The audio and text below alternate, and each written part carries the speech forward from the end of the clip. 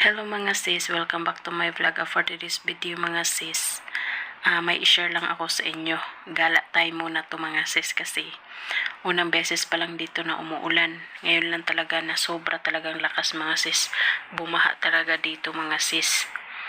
O tapos pag ganito kasi yung sitwasyon, ganito kasi yung panahon, lalabas at lalabas talaga kami niyan mga sis. Maaga kaming kumain mga sis, alas 2, tapos na kami, tapos namin kumain, alas 3, umalis na kami, tapos gumala na kami. Kahit saan kami pumupunta dyan mga sis, lang yung parang nasa bukid lang kami gumagala pa kasi mas marami doong mga tubig na dumadaloy sa mga bundok na bato. Tapos, yung amo ko kasi, sobra talaga yan ka-supported. Gaganon pa yan yung amo kong lalaki na, pag kukunan nyo na yan,